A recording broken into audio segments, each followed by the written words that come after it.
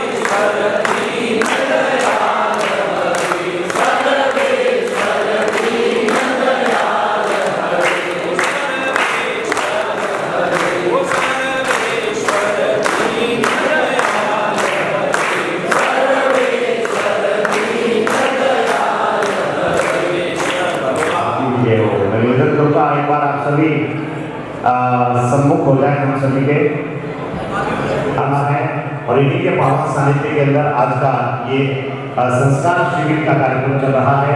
और मैं इस कार्यक्रम के निमित्त मुझे भी बोलने का अवसर प्रदान करने ऐसा से निवेदन करूंगा कि वे कार्यक्रम को संचालन की विधि में आगे के लिए जोरदार कार्य कराएं। बहुत अच्छे उद्घोषक के रूप में समाज के अंदर ये सब चीजें होनी बहुत जरूरी है। हर प्रतिभा को समय पर मंच मिले, हर प्रतिभा को समय पर स्थान मिले, तब जाकर के समाज आगे नहीं बढ़ता। ये तो सामूहिक स्वरूप होता है समाज का, तभी वो समाज दिखता है और तभी वो समाज आगे बढ़ता है। मैं अरुण भाई साहब को आपके ही माध्यम से आगे बढ़ाए। बड़े बड़े कार्यक्रमों द्वारा करते हैं और उसके बाद में कहीं खो जाते हैं, लेकिन यदि वही पैसा, वही धन, वही अर्थ हम यदि उनकी शिक्षा में लगाए तो जीवन भर तक उनके काम आते हैं। मैंने ऐसा भी देखा है कि बच्चा जब पढ़ता है, पहले प्रथम, द्वितीय, तृतीय, चतुर्थी, पंचमी तक तो वो क्लास में प्रथम रहता है, बहुत से उसको मोमेंटोस वगैरह मिलते हैं। लेकिन जैसे वो बड़ी क्लास में जाता है, आर्थिक रूप से कमजोर होने के कारण या तो शिक्षा छोड़ देता है, स्कूल छोड़ देता है, या फिर अपने मानव में तो अपने इस क्षेत्र में सबसे बड़ा देशा तो सीधा ट्रेन पकड़ के देशा चला जाता है। और स्थिति ये होती है, यदि वो सफल हो जाए तो बढ़िया है, लेकिन पूरी उम्र उसकी प्राइवेट नौकरी करके बीत जाती है। हमारे द्वारा जो आयोजन करते हैं आप सबका जो मार्गदर्शन मिलता है उसी का फल है। क्योंकि जहर क्या चीज है, अमृत का प्याला क्या है। अरे जहर क्या चीज है, अमृत का प्याला क्या है, और मैं में क्या रखा है, तू क्या चीज है। मन को जब रखते हैं हम ऐसे गुरुदेव, ऐसे संगठन और ऐसे वक्ताओं के चरण में, तब समझ में आता है कि उजाला क्या चीज है, उजाला क्या चीज है, उजाला क्या चीज है। क्योंकि देखो गुरुदेव भी हमारे बीच में बता रहे हैं ना, गुरुदेव जितने सरल हमारी मूर्ति हमारे बीच में विराजमान है, उससे कई गुना ये बड़े बड़े कार्यक्रम, इनकी कार्यक्रमों में, गुरुदेव के कार्यक्रमों में बहुत संख्या होती है। छोटे से कार्यक्रमों में बहुत कम पदार्थ है, लेकिन उन्होंने कहा ये जब वैष्णव समाज का कार्यक्रम है तो मैं निश्चित तौर पे आऊंगा और अनिवार्य रूप से आप सबका मार्गदर्शन करूंगा। ये हमारा एक और भाग्य है, या उस द्वारिकाधीश की कृपा कहो, जिसके कारण हमारे बीच में गुरुदेव समय निकाल के बता रहे हैं। गुरुदेव के लिए दो लाइन कहूंगा कि गुरु मंत्रों की महिमा सेवा से साधन बने सुख समृद्धिवान, और विश्व वंदनीय योग की श्रेष्ठतम है साधना, पूज्य बने नित्य की महामंत्रों की आराधना, साहित्य से ही सत्य वक्ता परम पावन नाम है। और ऐसे पूज्य गुरुदेव वैद्य वल्लभ देवाचार्य जी महाराज के चरणों में कोटि कोटि प्रणाम है, कोटि कोटि प्रणाम है। कार्यक्रम होते हैं और ये व्यवस्था है कि जो यात्री है वो सब एक समान है, क्योंकि हमारी व्यवस्था ही ऐसी, गुरुदेव ने शुरू से ऐसी व्यवस्था कर रखी है कि यहाँ पे ना कोई अध्यक्ष है, यदि छोटा बच्चा है उसने कोई बात रख दी और हमको लगती है कि ये बात उपयुक्त है तो उसकी बात को भी या द्वारिकाधीश मंडल में सम्मान दिया जाता है, उसकी ये व्यवस्था रहेगी। उन्होंने कहा जैसी आपकी व्यवस्था है उसके अनुसार हम सहयोग करेंगे। कार्यक्रम को आगे बढ़ाते हुए मैं पुनः एक बालिका बहन चित्रा वैष्णव, दशरथ दाजी इलावत सलवाड़ा, जिसके द्वारा गोत्रावली का कंठस्थ किया गया, तूफानों से डर के नौका पार नहीं होती। तो उन्होंने कोशिश की, यदि हम ऐसी कोशिश शुरू करेंगे तो ही जाके ये हमारा जो संकल्प है ये मूर्त रूप पा सकेगा। तो चित्रा ने कोशिश की है, चित्रा द्वारा गोत्रावली प्रस्तुत की जाएगी और जो भी हो उसका उत्साह वर्णन आप तालियों से जरूर करें।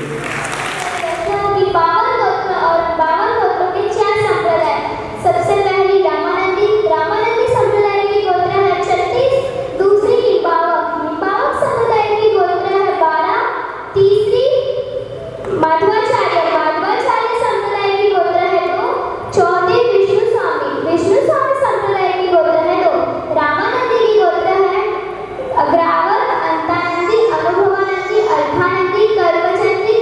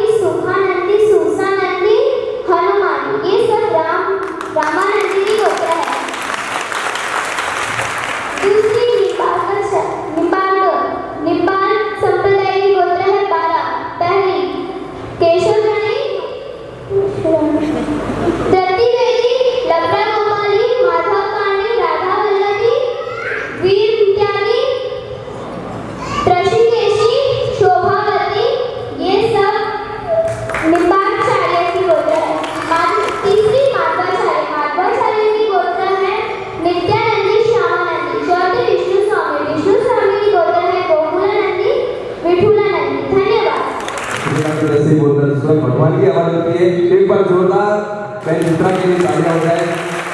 चित्रा द्वारा पुत्रावली पढ़ने पर चित्रा को गुरुदेव की ओर से फिर स्वरूप राशि प्रदान की गई है। दंडवत प्रणाम प्रसाद गुरुदेव। यश द्वारा पावन पुत्रावली का वाचन किया जाएगा। मैं रामानंद की गोत्र बोलने जा रहा हूँ। अग्रावर, अनंतानंदी, अनुभवानंदी, अलकानंदी,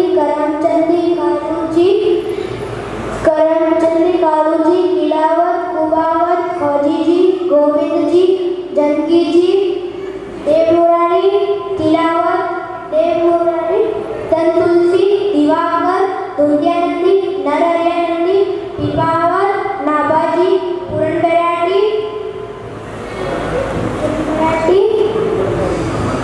भगवान नारायण, बड़ंगी, भवानंदी, लोकानंदी, मालूका जी, राम कबीर, राम थापड़ा, राम रमाणी, राधा चेतनी, राम रायली, राम रंगी, लाल तुरंगी, सुखानंदी, सुरसुरानंदी, हनुमानी, हटि नारायणी।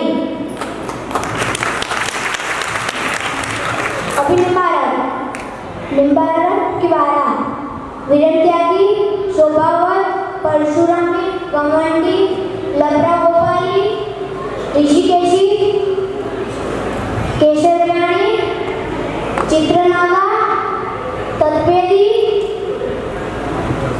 चतुर्भुजी, केशवराणी, माधववाणी, राधा वल्लभी। अभी माधवाचार्य जी विनोदी है तो नित्यानंदी, श्यामानंदी, विष्णु श्यामी विनोदी तो गोकुलानंदी, विठलानंदी,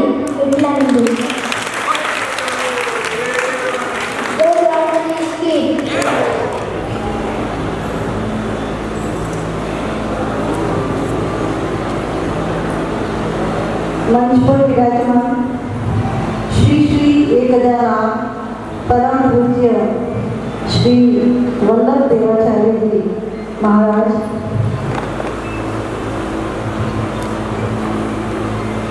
विजय रामरामी खोड़ द्वारा से पधारे का मैं कोटि कोटि वंदन करती हूँ।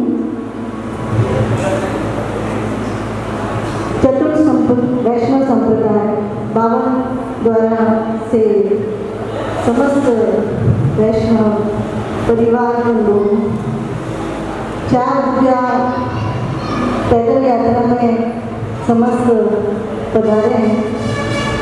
बहुत खुशी हो रही है मुझे यह कहते हुए कि मैं आज इस समस्त अपने वैष्णव समाज बंधुओं के सामने खड़ी हूँ और आज मुझे द्वारकाधीश मंडल ने यह मंच दिया है बोलने के लिए। मैं अपनी तरफ से पूर्ण कोशिश करूँगी कि मैं आपको महिला शिक्षा के बारे में जानकारी दूँ। सर्वप्रथम मैं द्वारकाधीश मंडल के समस्त समिति सदस्यों का बहुत बहुत धन्यवाद देती हूँ और आप सभी समस्त वैष्णव बंधुओं परम आदरणीय सभी को मैं प्रणाम करती हूँ। मैं जैसा कि अरुण जी ने बता दिया है, आहोर मेरा घर आहोर है। मेरे पिताजी का नाम श्री श्याम सुंदर जी सन ऑफ श्री मोहनदास जी, रामरामी परिवार, और मेरे ससुराल पक्ष ससुराल खीमाड़ा है। मेरे ससुर जी श्री विष्णु दयाल जी सन ऑफ श्री गोपाल दास जी वैष्णव, श्री विष्णु दयाल जी की पुत्र वधू सबसे छोटी। मेरा विवाह 17 वर्ष की उम्र में ही कर दिया गया था और जैसा कि अरुण जी ने बताया बहुत ही मुश्किलों से आज मैं इस पद पर पहुंची हूँ और अपने समाज में सभी महिलाएं काफ़ी मैंने सुना है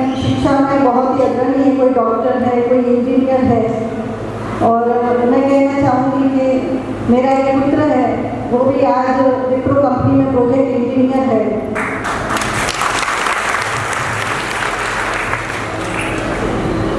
मैंने अपनी कम उम्र में 20 साल की उम्र में अपनी पढ़ाई शुरू की थी और 10वीं पास ही थी मैं। तो 10वीं पास अभी समस्त अपने माता पिताओं के मन में रहता है कि पुत्री है और नहीं कि ज़्यादा करने के पढ़ा के हम इसे विवाह करके ससुराल भेज देंगे। और इस कम उम्र में इन्हें ससुराल में भेजना और पढ़ाई नहीं करवाना हमारे लिए बहुत ही दुर्भाग्य की बात है कि हम ऐसा नहीं करें। कम उम्र में आज 10वीं पास के बाद में मैंने 1996 में मैंने 10th पास की थी और 2003 में मैंने 12th पास की। उसके बाद में 2005 में मैंने अध्यापिका के पद पर कार्य ग्रहण किया। 2005 के बाद में मेरी पढ़ाई नियमित रखी मैंने और ये भी सब चारुलता नाम की कृपा है। मेरे ननिहाल मेरे सबसे छोटे मामा जी के सपोर्ट से मैं आज आगे बढ़ी हूँ। श्री दिनेश कुमार वैष्णव, तथा श्री गोपाल जी वैष्णव जालोर काठारी से हैं। उन्होंने मुझे प्रेरणा दी, वरना मैं आज इस पद पर नहीं पहुँच पाती। उसके बाद में नियमित अध्ययन करने के बाद में बीएड करने के बाद में मैंने अपना आरपीएससी फाइल की। आरपीएससी में मेरा selection 2nd grade English senior teacher में हुआ। 2 साल भर उसी में कार्यरत रही और फिर मैंने प्रधानाध्यापक की परीक्षा दी, उसमें मेरा चयन हुआ प्रधानाध्यापक 2013 में। 2012 में वरिष्ठ अध्यापिका रही और 2013 में प्रधानाध्यापक और 2016 में प्रधानाचार्य के 4 साल मैंने अनुभव प्राप्त किया। उसके बाद मेरा प्रमोशन हुआ प्रधानाचार्य राजकीय उच्च माध्यमिक विद्यालय कांबा में। आज मैं कार्यरत हूँ।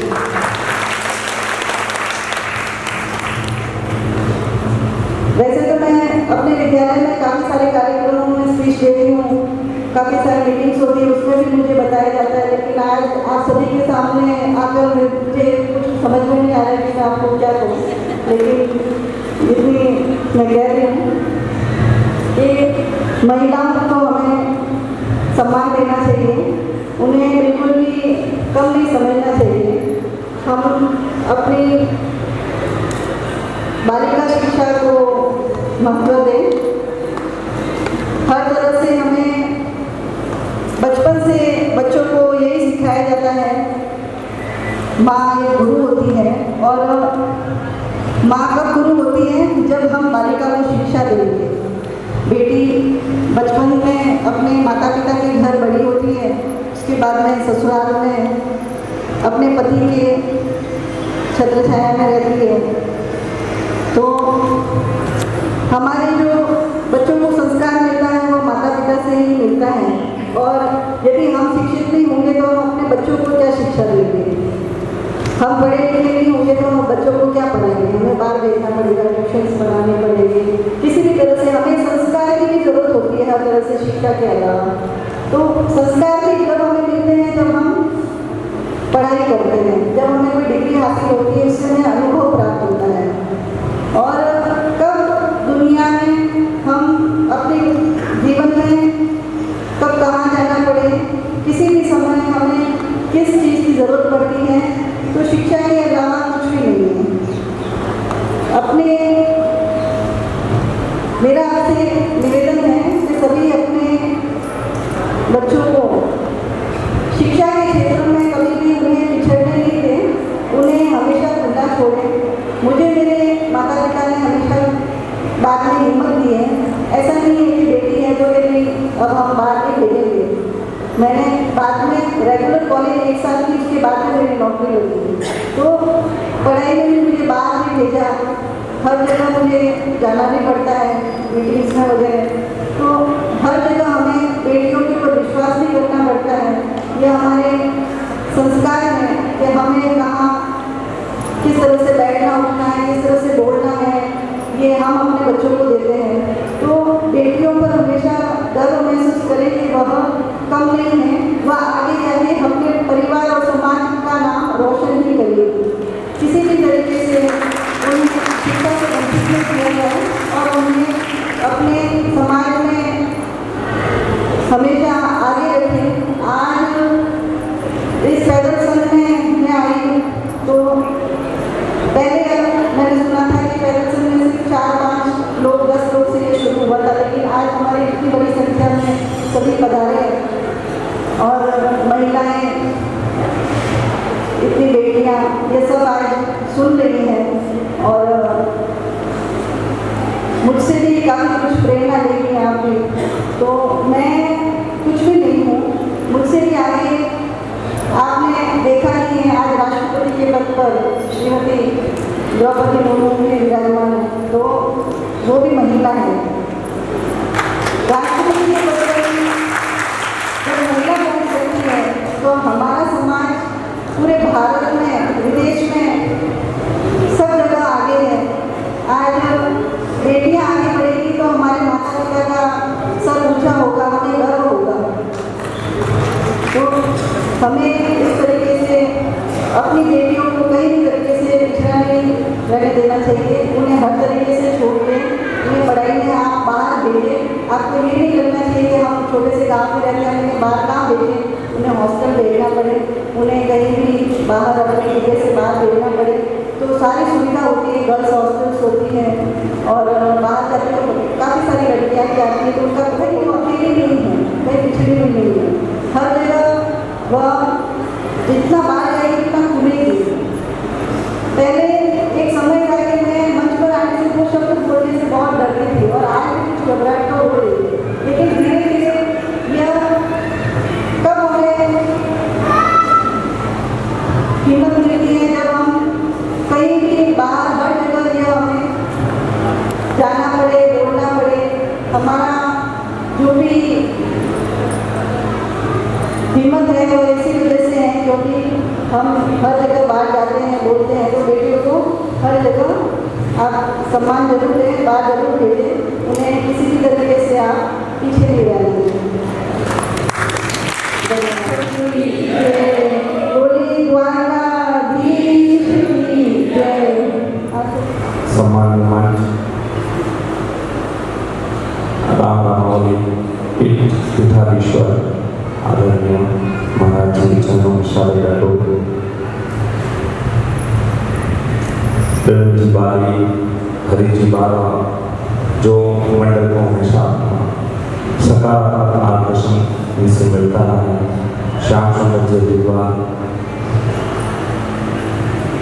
विराजित द्वारकाधीश मंडल की सृष्टि यात्रा में पधारेगा समस्त वैष्णव जनों, मुदस्सर वैष्णव तय देती हार्दिक स्वागत, अभिवादन और अभिनंदन।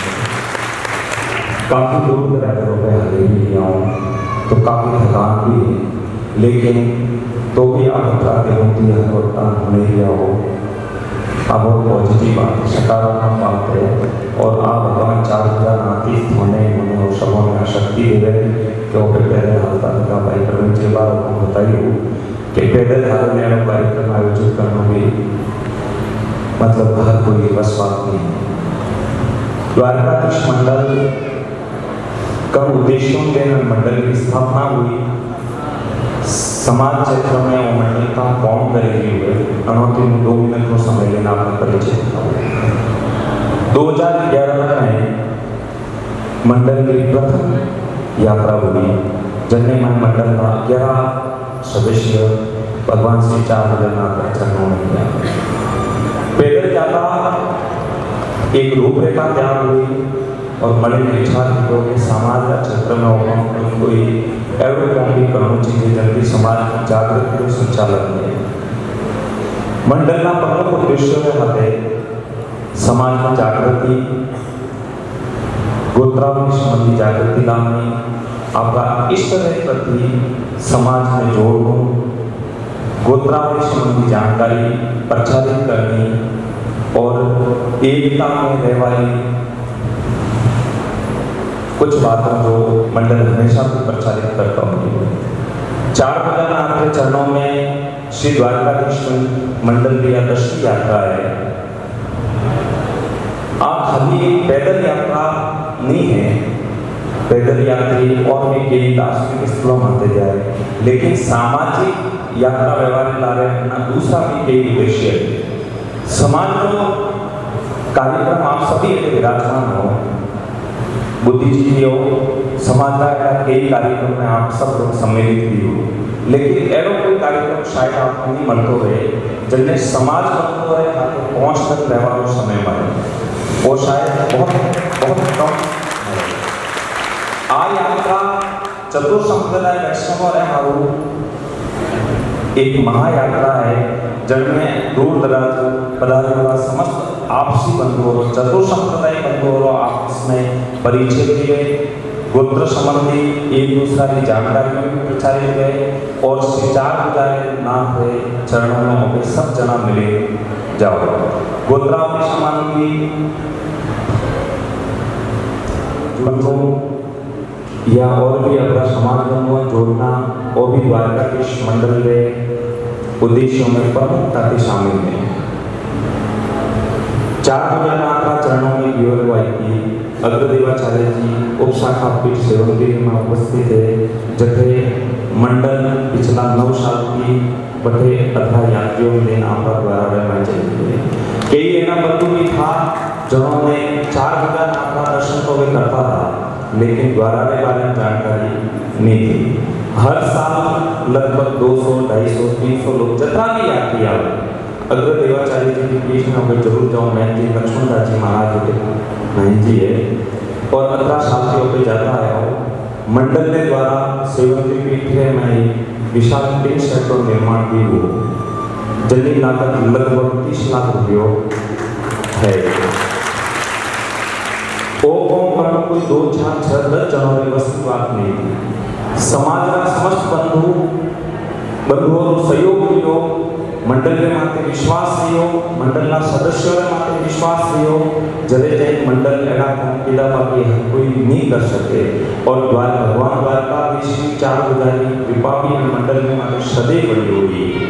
दूसरी बात बहन मीना जी बार बताई, शिक्षा का क्षेत्र में समाज और कुछ हद तक शिक्षा में कमी तो है, लेकिन तो भी ठीक है कि शिक्षा में है, लेकिन शिक्षा के खाते समाज में संस्कारों की भी पूर्ण आवश्यकता है।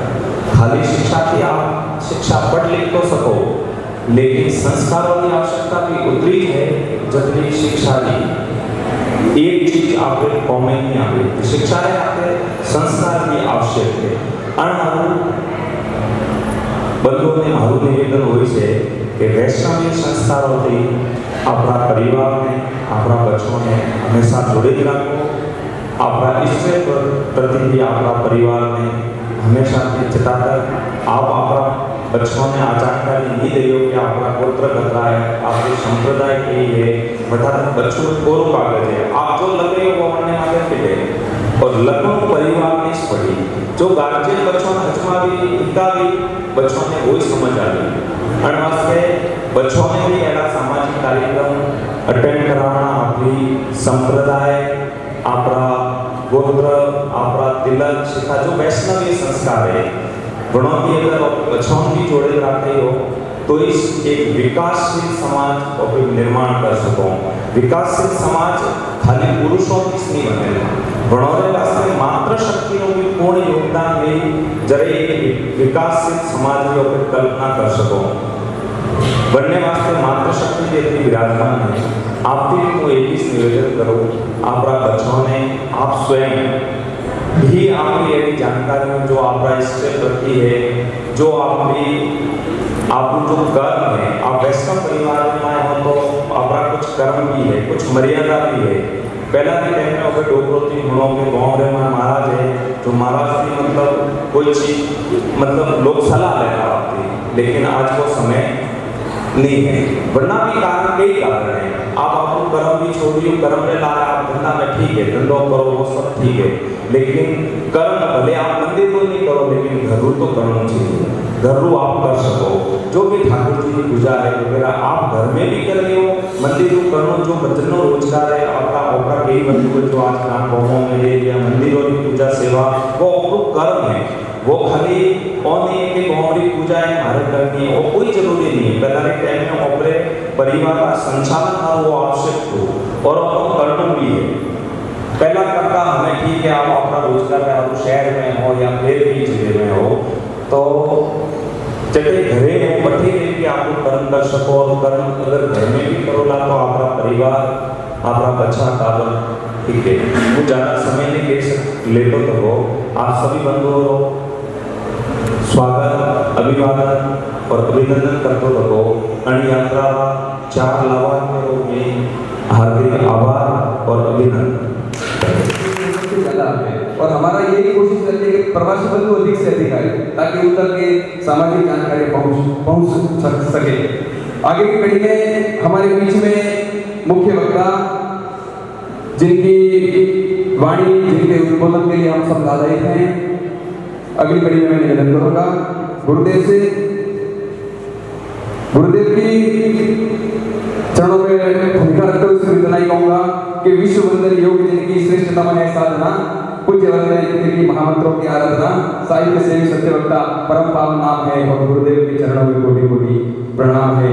आधरती है संत सूरमा कविया और विद्वान नारी, कण कण में गाथा गुंजे संता और अवतारारी, वीरा मान राखियो ईरो और संत सुधाया सबरा काज, कविया कवित गया कर मासू गावी जे की दामे आज, ओ मनरो हर का हिलोरा लेवे कर्म करो ए धरती पर, और जन्म्या संत गुरुवर भावा जब धर्म राखियो धरती पर, जब धर्म राखियो धरती पर, जब धर्म राखियो धरती पर। इस धर्म के जो वाहक हैं, धर्म की रक्षा, उस संस्कृति को किस प्रकार से आगे बढ़ाए, उसके हम सब गुरुदेव के मुखारविंद से इस वाणी को सुनते हुए हम सब गुरुदेव का आशीर्वाद प्राप्त करेंगे। गुरुदेव श्रीमद जगत गुरु विजयरानंद राव द्वारा पीठाधीश्वर श्री वैभवी गौतम देवाचार्य जी महाराज खौड़।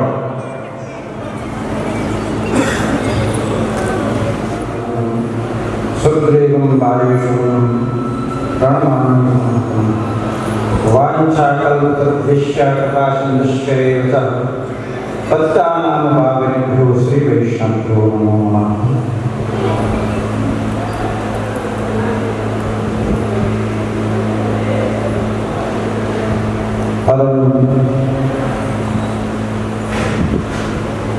अल्लाह की शक्ति के उपासक हमारे मार्ग प्रशस्त को उत्तुंगता की ओर अस्पष्ट करने वाले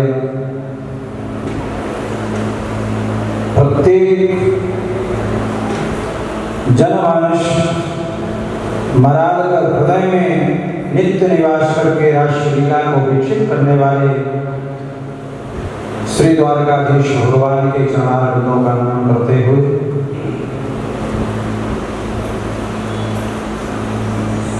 मोदमंगलमय समाज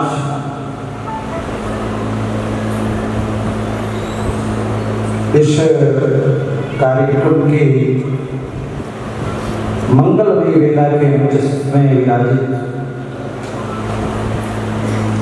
ओम प्रकाश जी, हरीश जी, श्याम जी, हरिदास जी, ज्ञान स्वरूप बंधुजन भक्ति स्वरूप आनंद।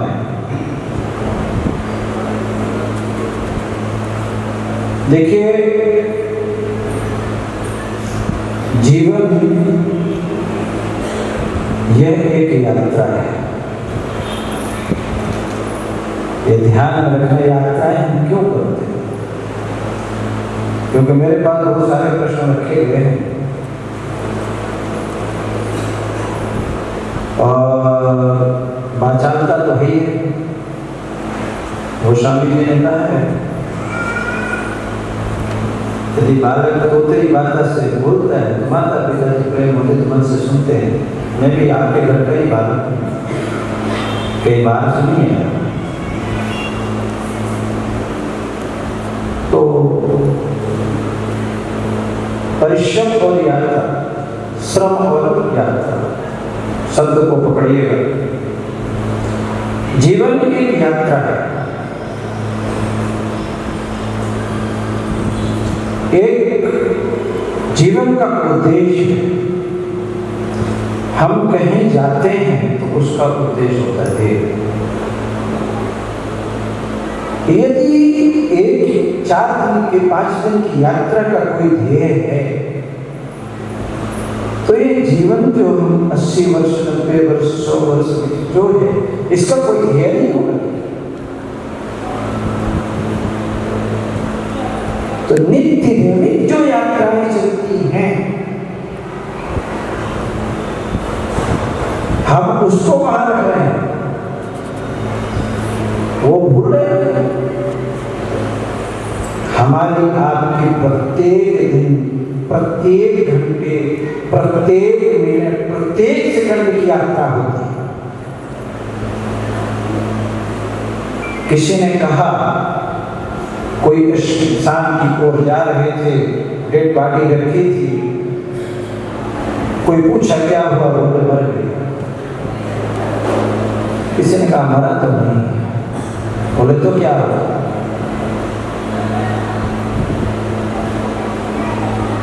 बोले तो हुआ क्या है, हुआ ये है था बेचारा वो सफर में आज अपने घर गया। जिसको हम मना कहते हैं वो था बेचारा वो सफर में आज अपने घर गया। तो हमारी आपकी यात्रा है। अब इस यात्रा में प्रत्येक प्रकार के हमारे आपके बीच के देखिए बड़ी बड़ी गाड़ियां खड़ी हैं, हम भी गाड़ी में चढ़ के आए। जिसकी जैसी सामर्थ्यता होती है उस सामर्थ्यता के अनुसार वो अपनी यात्रा करता है। जिसके पास पैसा ज्यादा है वो वायुयान की यात्रा करता है, जिसके पास में कम पैसा है वो ट्रेन से यात्रा करता है, जिसके पास में थोड़ा बीच है तो कार लेके चलता है, जिसके पास और कम है तो साइकिल मोटरसाइकिल चलता है, जिसके पास और कम है वो पैदल यात्रा करता है। पर करता सब कोई ये कहे यात्रा नहीं करता तो हर। अब वो यात्राओं की जो विधि है, स्कूल होते हैं। मैं हैदराबाद में गया था, मुझे वहाँ के बहुत अच्छे राष्ट्रीयता के प्रतीक के हैं, हिंदूवादी के हैं संगठन की ओर से मुझे हैदराबाद में जाना होगा। टाइगर राजा भैया जी हैं वहाँ, मेरे बड़े अच्छे मित्रों में से। तो आए बोले महाराज जी आपको, तो उस समय दाई कथा संघ का मैं मांग गया। काफी लोग जनसभाएं बैठी थी। मेरा बिंदु था महाराज जी कुछ ऐसा बोलिए जो यहाँ से काफी दूर तक जाए। मैं कहा कोशिश करें कि चला जाएगा तो चला जाएगा, मेरे पास नहीं है। तो मैंने आरक्षण पर बोला था। हमने सोचा करूं तो क्या करूं, तो कहीं जाता हूं तो मैं कोशिश करता हूं कोई नई चीज हो। यहाँ जो बोला फिर वही वहां बोलो, फिर वही वहां बोलो, वो मेरे से ध्यान में नहीं। आरक्षण पर मैंने प्रहार किया। हमने कहा आरक्षण किसको चाहिए? सब लोगों ने हाथ ऊपर करो। कोई ऐसा नहीं था जो नीचे करे। हमने कहा यार यात्री तो बहुत हैं, सीट बहुत कम है। मैंने उनसे कहा बिल्कुल ठीक है, आप सबको आरक्षण में कोशिश करूंगा, केंद्र में बीजेपी सरकार शासित हो रही सबको दिलाऊंगा। पर आरक्षण का अर्थ क्या है ये जानते हो? कितने जानते हो? अब हाथ उठाओ तो कोई उठाई नहीं। तो मैं कहा मैं उठाता हूँ, मैं जानता हूँ आरक्षण क्या है। अब आपको बताओ, बताइए। हमने कहा आरक्षण से जो आरक्षित आएगा वो अनभिज्ञ होगा, पढ़ा नहीं, उसको शासन से क्या मिलेगा? पैसा मिलेगा। जब वो पैसा पाएगा, अब जैसे साहब बैठे हैं अध्यापक जी हमारे, आप भी प्रिंसिपल साहब बैठे हैं, ये अपने बच्चे को कहाँ पढ़ाएंगे? सरकारी स्कूल कुछ पढ़ाएंगे? ये पढ़ाएंगे दिल्ली पब्लिक स्कूल में, ये पढ़ाएंगे लंबे लंबे कॉलेजों में। क्यों? क्योंकि इनके पास पैसा। और आरक्षण से आया हुआ व्यक्ति प्राइवेट में तो नहीं जाएगा, कहाँ जाएगा? सरकारी में। जब वो सरकारी में जाएगा तो पढ़ा तो है नहीं, पढ़ाएगा क्या? आरक्षण से आया डॉक्टर नर्स में अपन क्या करते सरकारी में नहीं चलेंगे, प्राइवेट में कोई अच्छी हॉस्पिटल देखो। क्यों? क्योंकि वहां पढ़ा हुआ व्यक्ति सरकारी नहीं है, वो अनुभवी है, वो आपके नस का इंजेक्शन नस में लगाएगा, हड्डी में नहीं लगाएगा। पर आरक्षण से आया हुआ डॉक्टर कहाँ लगाएगा? हड्डी में लगाएगा। तो ये बताओ आरक्षण चाहिए कि नहीं चाहिए? और गरीब वर्ग जो होगा वही सरकारी में जाएगा, कैसा बात? बोले महाराज सही कह रहे, नहीं चाहिए। शायद आप लोगों ने सुना होगा, एक बार बहुत तेजी से ये बात उठी थी कि आरक्षण नहीं चाहिए, खूब फेसबुक वर्कशॉप में है, जहां से आपके राजस्थान की दूसरी घटना जोधपुर से हुई थी, लव जिहाद का, जहां से मुझे बहुचर्चित चेहरा लोगों ने ले लिया। एक जैन की बेटी थी, एक और अपने बीच के थे, अपने मुलाकात जी जानते थे।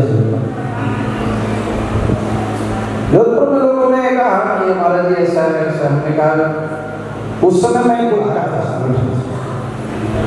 हमने कहा आने तक रुक जाओ, शायद बन जाए तो बन जाए, नहीं तो ही आए। तो हमारे प्रताप नगर थाने की घटना थी। मैंने उनसे कहा, ये भी खूब चली थी फेसबुक व्हाट्सएप।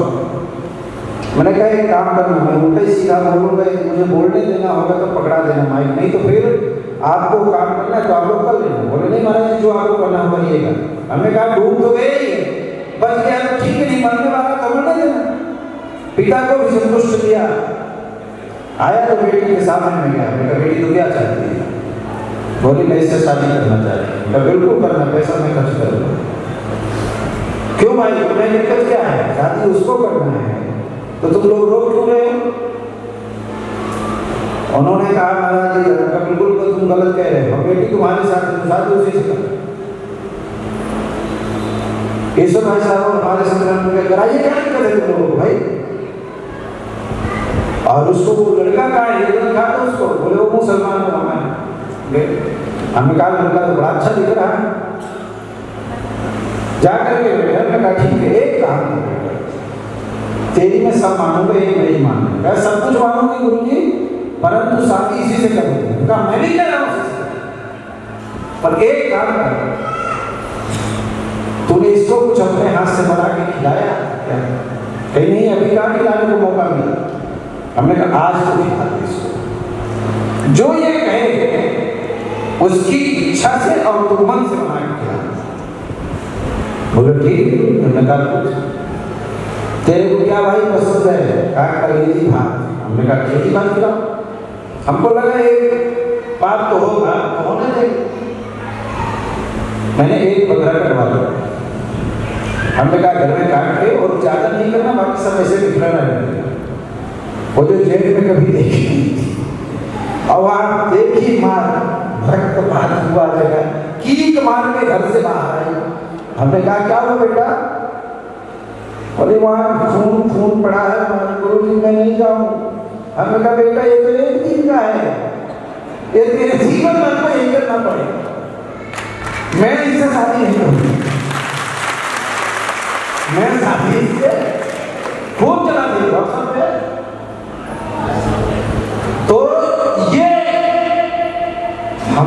अभी आप लोगों ने कहा, मैं सुन रहा था, अच्छा लगा। बेटियों पर मैं दूसरा सब्जेक्ट, बेटी को पढ़ाना चाहिए, बेटी और पुरुष, स्त्री और पुरुष का यहाँ आपकी यही की जन्मी एक बालिका थी जिसका आप लोग नाम सुने, मीरा। मीरा का नाम जानते हो, सुना है कि नहीं? मीरा जब फर्स्ट में अपने पति से विलग हुई और राणा ढूंढने लगा तो ऊंट की खाल में जाके घुसी 3 दिन तक। कितने दिन तक? 3 दिन तक छिप करके वो वृंदावन गई हरिदास जी महाराज जी के आश्रम वृंदावन में। हरिदास जी महाराज उन्होंने बेटा यहाँ शाम हो गई, अब रात के समय तो स्त्री है, यहाँ पुरुष रहते हैं, तो अब तेरे को तो मैं जाओ। भाई गुरु जी मुझे नहीं पता था कि वृंदावन में पुरुष भी है। बोले क्यों? मुझे तो ये था केवल एक पुरुष है वृंदावन में, बाकी तो सब स्त्री। ये मेरा सत्य नहीं है, मेरा देखा तुझको आई मैं ब्रज नारी को आज देखत लहत हूँ हरिपुरुषन के साथ। हरिदास जी महाराज जी ने मीरा के सामने साष्टांग ले बोले, बेटी सब यहाँ पर स्त्री है, पुरुष को नहीं है। तो देखो जहां भेद उत्पन्न करेंगे वहां मति आएगी, भेद मत करो। हमारी जो विद्या है, जिसके माध्यम से जिसकी कृपा से हम अपना परिचय देते हैं, तो वो कौन है? सरस्वती है। तो ये एहसान क्यों नहीं मानते हैं कि स्त्री की कृपा के ऊपर है? आपकी कृपा, आप कृपा बेटियों पे नहीं कर रहे हैं, उनके हक को आप मार क्या कर रहे हैं? तुमको पुरुषों पास नहीं आओगे, क्या करोगे? कुछ बिगाड़ सकते हो? और रही बात बेटी और बेटे,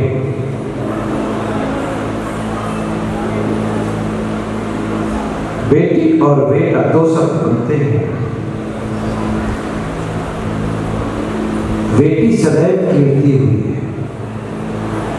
जिस इतिहास को आपको उठा के देखना हो देख लेना, मैं साथ करने को आपके लिए तैयार हूं। बेटियां जो हैं, कीर्ति शब्द कहां से बनता है?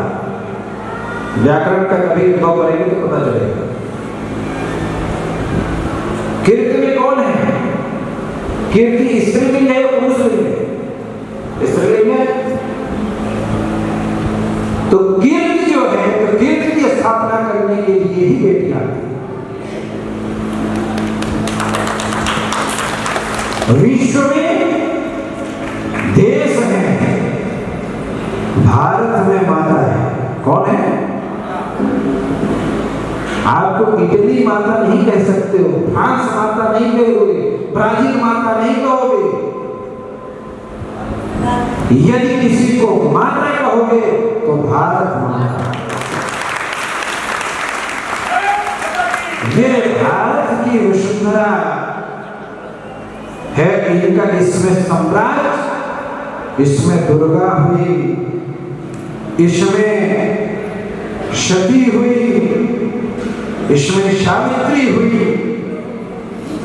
इनकी कीर्ति हमारे ऊपर, इनका एहसान है। आपका एहसान इन पे नहीं, ध्यान। पहला तो माइंड को साधु लगा के। दूसरा, अब आइए विश्वास। तो रामचरितमानस का एक प्रथम पत्र को खोलेंगे तो उसमें मंगलाचरण लिखा आता है, उसमें श्लोक है, उसमें एक और है। उस पर लिखा श्रद्धा विश्वास रूपिणम वर्णानाम संघानाम रसानाम छंदसापि मंगलानाम च कर्तारो। सिर्फ एक उस पे शब्द आता है क्या? श्रद्धा विश्वास रूपिणम। तो विश्वास बेटी, श्रद्धा, हाँ, तो श्रद्धा के साथ यदि बेटी को जोड़ देंगे और विश्वास, श्रद्धा आपका होगा, विश्वास तो कहां पहुंचे?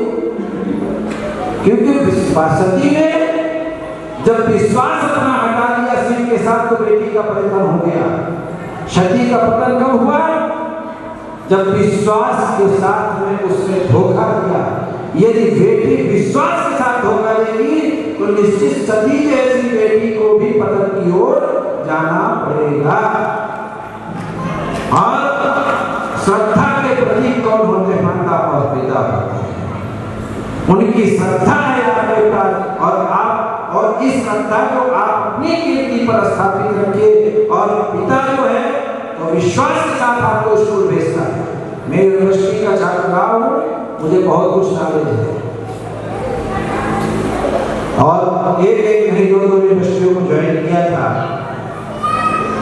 जैसा आपको परिचय दिए, हिंदू विश्वविद्यालय में 2012 से एक नियम बन गया कि छात्र संघ का एक बार ही एक अध्यक्ष होता है। उसके पहले ऐसा नहीं था। 2 बार में निर्विरोध जबरन मुझे यूनिवर्सिटी का अध्यक्ष बनाया गया। मैंने कहा मैं नहीं बनूंगा, ये बनना है। उस समय में मैं अध्यक्ष था। और आप लोग कभी यूट्यूब पे देखिएगा, कविता तिवारी नाम की एक लड़की आती है, कविता करती है, बहुत तेज थी, वो महामंत्री थी। तो हम लोग जाते थे यूनिवर्सिटी में, बाई चांस सर एक बार ही कहता था, सर आपके घर में 1-2 बेटे नहीं है, जितने यूनिवर्सिटी में छात्र हैं आपके बेटे हैं। और यदि इस दृष्टि से देखेंगे कि ये मेरे पुत्र हैं तो बेटे आपको पिता सुन। उस कार्यकाल में कभी भी हमारे क्षेत्र में आज भी इतिहास में काम पात्र पर वहां नाम लिखा है। न कभी कोई अनशन हुआ, न कभी छात्र संघ का कोई अवैधतापूर्ण यूनिवर्सिटी में व्यवहार हुआ। और सर की कृपा थी, वाइस चांसलर की, पढ़ते पढ़ते मुझे 2 वर्ष जो है तो यूनिवर्सिटी में मुझे पढ़ाने का भी अवसर हुआ। डॉक्टर में पढ़ाता भी था, बोले तो उनकी क्लास के साथ साथ मुझे पढ़ाओ। तो ये संस्कार है।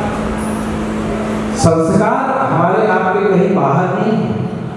इन संस्कारों को पैदा करने वाले माता और पिता पर।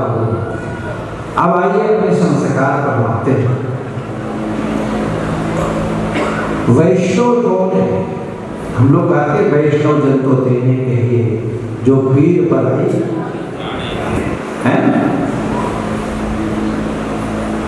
और इसके बाद हमारी वैष्णवता किसने मेरे से कहा, भैया वो थे कहा लो आपका एक विषय मैं लेता हूँ। तुलसी और रुद्राक्ष पर कोई चर्चा हो रही, कोई कर रहे थे कि वो साथ करना चाहिए, वो साथ करना चाहिए। सुना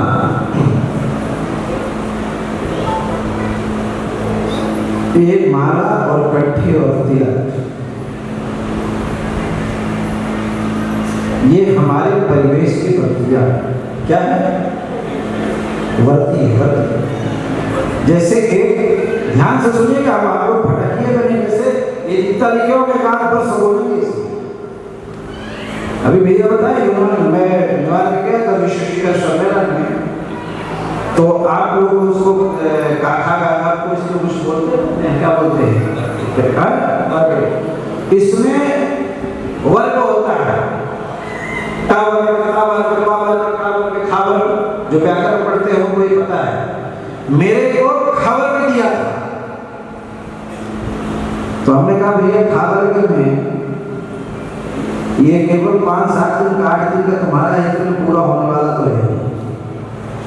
मैं उसमें बोला, इसके बाद में पंजाब के कुछ सिख थे, उन्होंने कहा महाराज जो आपने विषय उठाया इसको पूरा करके जाएंगे। मैं 6 महीने था केवल खबर पे ही बोलता रहा, दूसरा नहीं। तो ये विषय जो है, तो विषय तो बहुत है, पर मैं बहुत शार्ट पे आप लोगों को समझाऊंगा। 7 बजे की मेरी एक और भी सभा है। एक अनेक प्रकार की भ्रांतियां हमारे आपके बीच में हैं, पर ये बताइए, एक वार्डन पुलिस होती है जिसे हम कलेक्टर कहते हैं, एक डिस्ट्रिक्ट पुलिस होती है जो थानों में होती है। तो क्या थाने के पुलिस वार्डन का काम करेगी? वार्डन के पुलिस वार्डन का काम करेगी, थाने का पुलिस थाने का काम करेगी। उसके बाद एक है तो ब्लैक कमांडर होते हैं।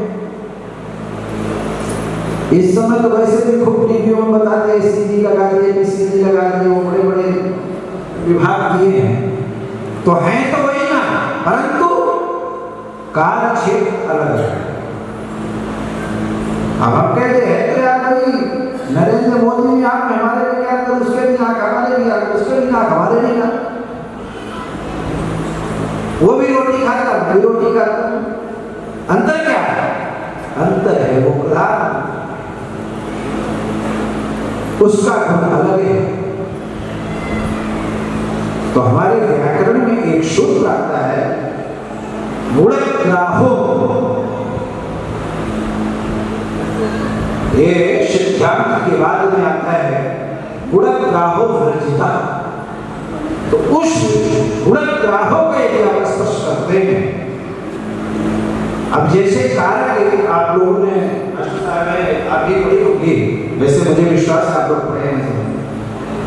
एक कारक प्रकरण होता है, उस कारक प्रकरण में सूत्र होता है द्रोण। तो द्रोण क्या है और व्रीहि क्या है? तो द्रोणोपरी का अर्थ है तराजू और पदार्थ, यानी धार, चावल और तराजू। तो तराजू में दोनों है, और तराजू में दोनों खाएंगे किसको? आप पेट करने वाले को खाएंगे कि ठोस पदार्थ को खाएंगे? तो ठोस पदार्थ नहीं खाएंगे, लेकिन चावल खा सकते हैं। तो खाने का जो है तो क्या है? चावल। हम बाट को नहीं खाएंगे, 1 किलो को बाट है वेट जिसका, उसको नहीं खाते। तो व्रीहि है, मैं व्रीहि को खा सकता हूं, दोनों को नहीं खा सकता। ऐसे ही हमारे आपके देवता हैं। हम मूलतः जो जिसको तोलते हैं, तो तराजू को नहीं खाएंगे, तराजू में पदार्थ जो रखते हैं हम उसका सेवन करते हैं। तो रही बात वेश परिवेश, स्कूल में बच्चों को भेजते हो, स्कूल का क्या लगाते हो? यूनिफॉर्म देते हो ना?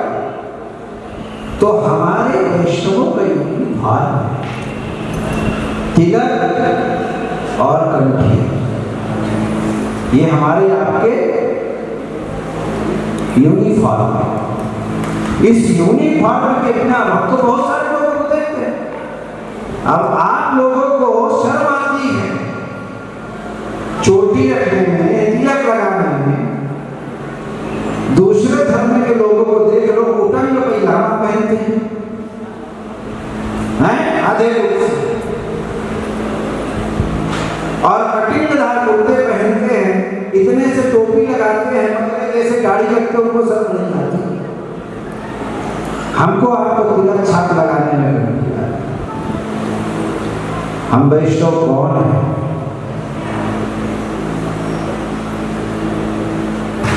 सतयुग में थे ऋषि मुनि, त्रेता में बने बंदर भाग, द्वापर में सब गोप गोपियां, कलयुग में हम सब साथ हैं।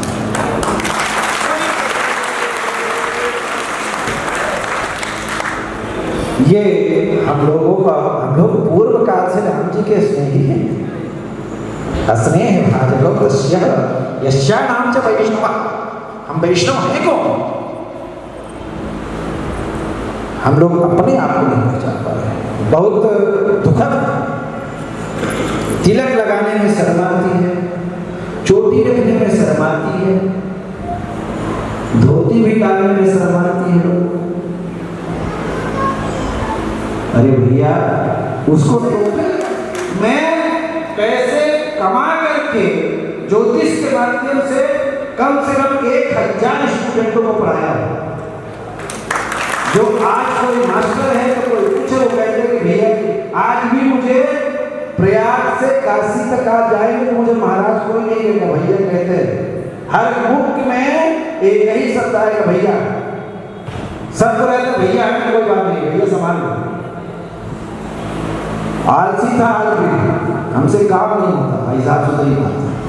जब लड़कों को देखो पढ़ने आए हैं तो निर्मा में अपना कपड़ा डाल के लग नहीं आए हैं तो दूसरा बता भैया मैं साथ में आ रहे हैं तो पर था तो क्या करें एक आधा गुण होता है था मेरे पास आज भी है पर हो सकते मैंने कुछ पैसे का दुरुपयोग नहीं किया। भंवर जी बाबा मेरे साथ में है। पहली बार मैं जो अखाड़ा परिषद का बहादुरी नहीं बता रहा विचार का संघर्ष था। पहली बार मुझे 2006 में अखाड़ा परिषद का राष्ट्रीय प्रवक्ता बनाए तो उस समय यूनिवर्सिटी भी थी ये भी था ज्ञानदानी महाराज जी की कृपा थी यूनिवर्सिटी। तो लोगों ने कहा यार कोई नई चीज किया जाए। हमने कहा क्या करेंगे तो लुक्खड़ टाइप के लड़के होते हैं ना तो उसमें मैं भी बन जाता लुक्खड़।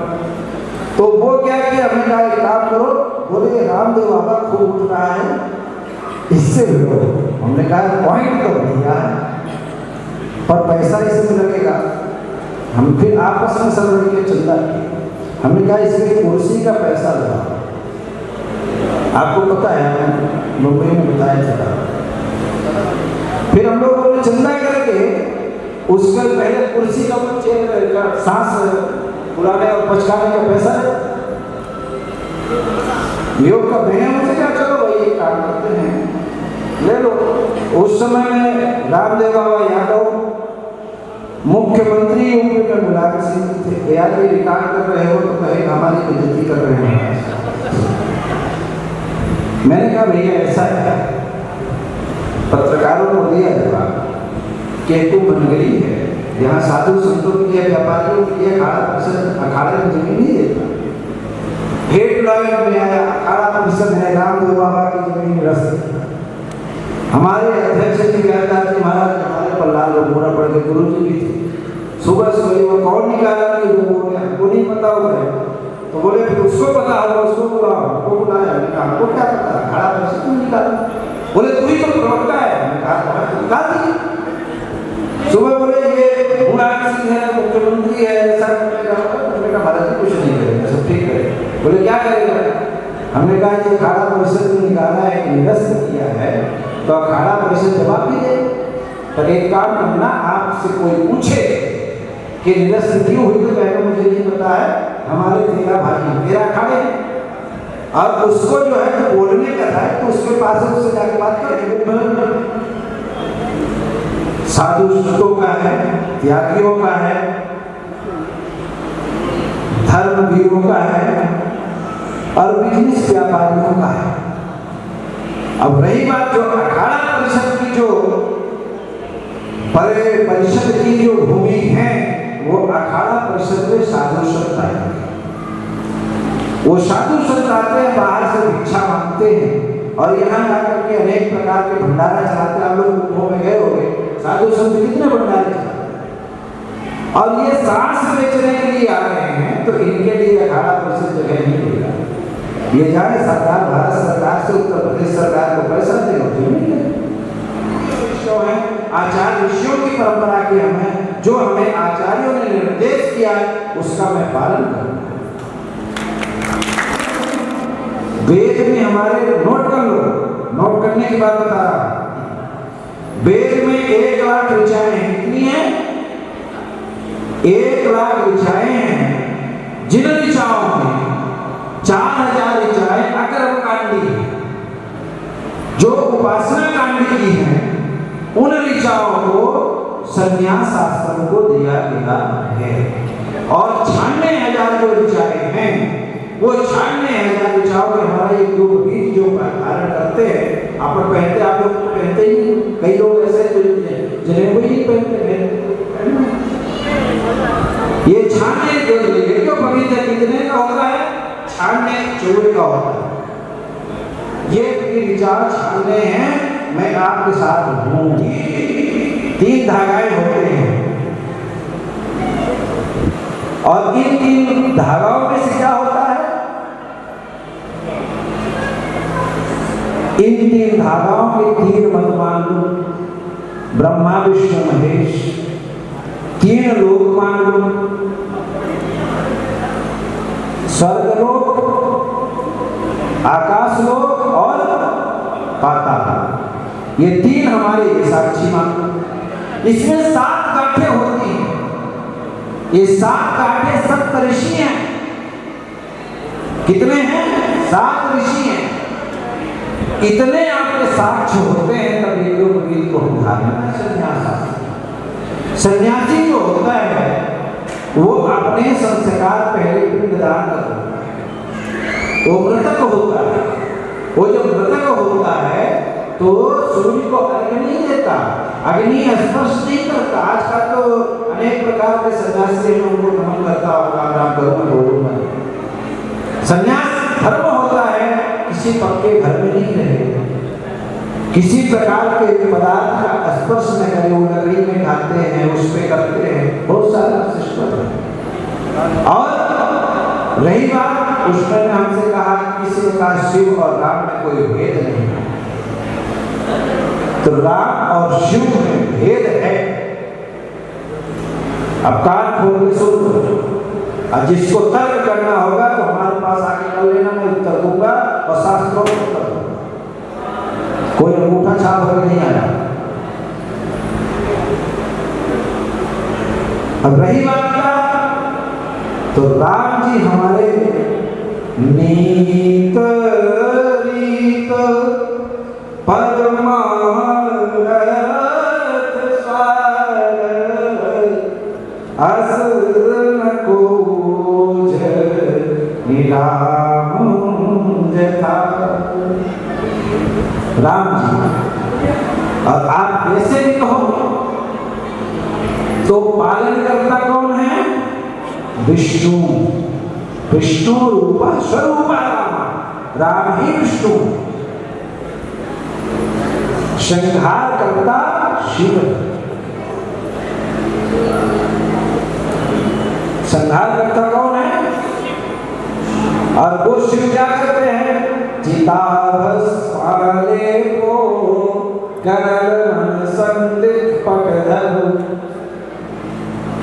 तो चिता भस्म तो हमारे संस्कार में होता है, क्योंकि हम लोगों का कर्मकांड है। हम मृतक को स्पर्श नहीं करते। मृतक का स्पर्श करते हैं तो स्नान करते हैं, पवित्र होते हैं, एक पवित्र परिवर्तित करते हैं। करते कि नहीं? कोई खत्म होता है उसके हाथ तक गाड़ी नहीं होती, खाने जाते होते। अब आपको भेद का, जहां भेद है तो भेद की बात बता रहा है। भगवान है, श्रद्धा मेरी वही होनी चाहिए,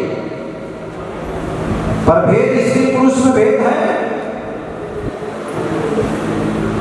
भेद क्यों? ये भी कहते कोई कौन भेद है, इनकी भी आकार है, तुम्हारे लिए कोई भेद नहीं, भेद है। शिव जी हमारे करण सुधे, शिव ने विष का पान किया है। किसका किया है? विष का पान किया है। और विष क्या होता है? अपमान। अपमान का शिव ने, जिस समय उनकी शादी हो रही थी, तो बताओ इसकी शादी में लड़का जाए और साहस जो है आर्थिक धाक पेट के अंदर घुस जाए, इससे बड़ा अपमान क्या हो? पर हमारे आपके ये संस्कार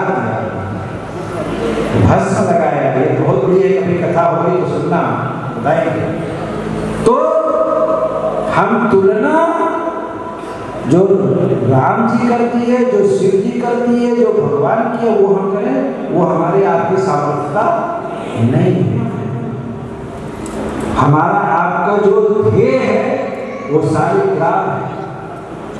हमारे आपके आचार्य किशोरी है, ऋषि हनुमान जी महाराज। इसलिए संस्कार को, हाँ, संन्यास धारण करना हो, मैं मना नहीं करता हूं, करना चाहिए, मैं समर्थक हूं, पर ध्यान रखना सन्यासी को गुरु बनाने के बाद गृहस्थ में मत आना। पर भैया याद रखना कि फिर संस्कार करके सन्यासी बनना दो नाम पावन। दूसरे धर्म को पालन करने वाला व्यक्ति वो कतग्नि पापी है। धर्म न दूजो पाप समान। ये हमारे आपको कोई ऐसे छू मंत्र करता है तो कहते हैं रुद्राक्ष आ गई, वो छू करता है आपके, वो मदारी वाला काम दिखाए, कहीं गुरु बन के राम को यदि पालन करोगे तो आपके पूर्वज जो हैं, जो ऊपर बसे हुए हैं, वो आपको आशीर्वाद रुद्राक्ष का रुद्राक्ष एक साथ में दोनों को धारण नहीं करना चाहिए। ये बात बिल्कुल स्पष्ट है, क्योंकि भेद नहीं है। यदि आपको रुद्राक्ष पहनना है तो तुलसी, गले में आपने रुद्राक्ष पहन लिया, हाथ में तुलसी धारण कर दो, शरीर पर कहीं तुलसी का ऊपर स्पर्श नहीं। एक आप लोगों ने पढ़ा होगा, चंपा का पुष्प होता है। किसी कवि ने लिखा, चंपा तुम नहीं, सुंदर खुशबू बास, ऐ चंपा तुम में कौन अर्पण है, भवन आवे पास। तो उसी कवि ने फिर उत्तर दिया, चंपा है राधिका वर्ण, चंपा क्या है, राधा वर्ण, और भवन हरि के दास, ऐ चंपा तुम सुनो भवन हमारे पास। तो देखो भेद नहीं, तुलसी ही पहननी चाहिए। अब कितना कहें, यदि आप नहीं पहनते हो, राम मंत्र धारण नहीं करते हो, कृष्ण मंत्र धारण नहीं करते हो, तो आप अपने पूर्वजों के साथ, अपने धर्म के साथ कुठाराघात करते हो। सतगुरु दर्शन दीन्हा मारा भाग उदय कर दीन्हा हो, सतगुरु दर्शन दीन्हा मारा भाग उदय कर दीन्हा। अरे सतगुरु दर्शन दीन्हा मारा भाग उदय कर दीन्हा हो, सतगुरु दर्शन दीन्हा मारा भाग उदय कर दीन्हा। मारा भरम वरम सब छीना, मैं वारी जाऊं रे, मारा भरम वरम सब छीना, मैं वारी जाऊं रे, वारी जाऊं रे, बलिहारी जाऊं रे, हो वारी जाऊं रे, बलिहारी जाऊं रे। मारा सतगुरु